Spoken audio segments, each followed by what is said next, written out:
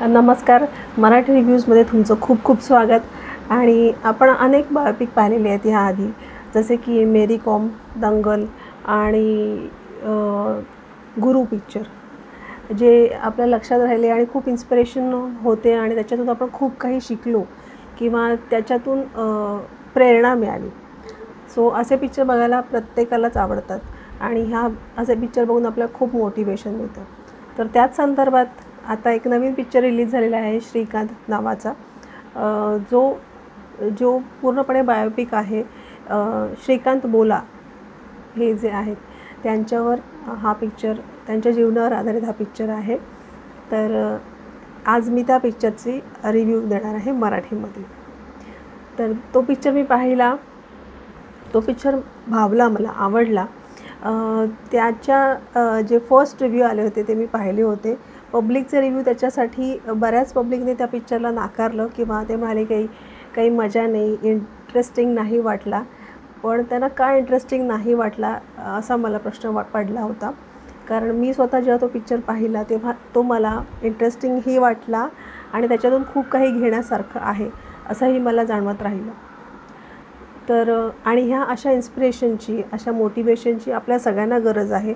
कारण आपण आपल्या आयुष्यात खूप धक्के पचवत असतो, खूप मोठ्या मोठ्या स्ट्रेसना सामोरे जात असतो. तर त्यावेळेला अशा मोटिवेशनची आपल्याला सगळ्यात जास्त गरज आहे. तर पिक्चरच्या स्टोरीकडे वळूया आपण. तर पिक्चरची स्टोरी अशी दाखवली आहे. श्रीकांत हा जो मुलगा आहे तो आंध्र प्रदेश येथे जन्माला येतो आणि जन्मापासूनच तो दोन्ही डोळ्यांनी पूर्णपणे आंधळा जन्माला येतो. जेव्हा तो जन्माला येतो, साध्या शेतकऱ्यांच्या घरात तो जन्माला येतो.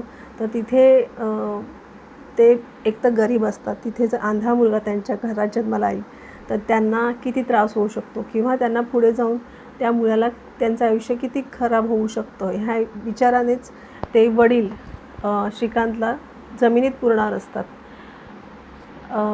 खूप भावना दाटून येतात त्या सीनच्या वेळेला.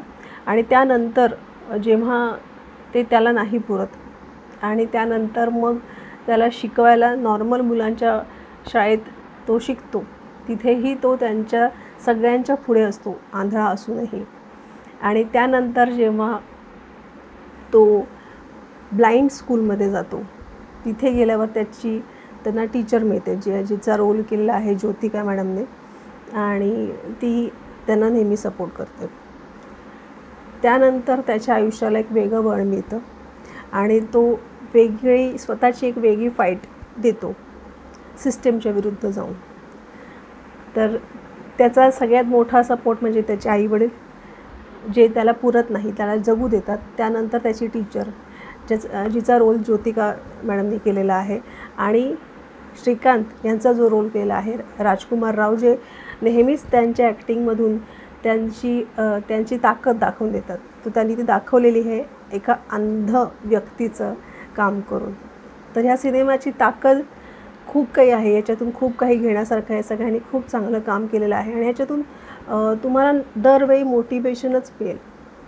प्रत्येक बायोपिकमध्ये कुठल्याही व्यक्तीचं जर बायोपिक असेल तर त्यांचे पॉझिटिव्ह पॉईंट्स जास्त दाखवले जातात, निगेटिव्ह नाही दाखवले जात. पण याच्यात निगेटिव्ह पॉईंट्ससुद्धा दाखवलेले आहेत आणि त्या निगेटिव्ह पॉईंट्समधूनसुद्धा तो कसा बाहेर पडतो तेही दाखवलेलं आहे आपल्याला. सो हा पिक्चर तुम्ही तुमच्या फॅमिलीसकट, तुमच्या मुलांसकट नक्की पाहावा, सगळ्यांनी नक्की पाहावा असा सिनेमा आहे. यासाठी मी देईन 4 स्टार आउट ऑफ 5. हा पिक्चर तुम्ही नक्की पाहावा ही मी सगळ्यांना विनंती करेन. कारण हे असे सिनेमे येतात आणि ह्याच्यातून आपण खूप काही शिकतो, आपल्या मुलांना शिकवू शकतो, दाखवू शकतो की आंधळा मुलगा काय करू शकतो आणि त्याला अजिबात त्याच्या आंधळेपणाचा कमीपणा वाटत नाही आणि प्रत्येक वेळेला तो त्याच्या आंधळेपणावर मात करतो. हे खूप काही घेण्यासारखं ह्याच्यातून. सो हा पिक्चर तुम्ही नक्की पाहावा अशी मी सगळ्यांना विनंती करेन. तुम्हाला हा रिव्ह्यू कसा वाटला ते नक्कीच कमेंटमध्ये कळवा. तुम्ही जर हा सिनेमा पाहिला असेल तर तुमचे पण कमेंट्स नक्की कळवा. आणि हा रिव्ह्यू आवडला असेल तर व्हिडिओला लाईक करा, शेअर करा, सबस्क्राईब करा माझ्या यूट्यूब चॅनलला आणि जास्तीत जास्त शेअर करा. Thank you so much.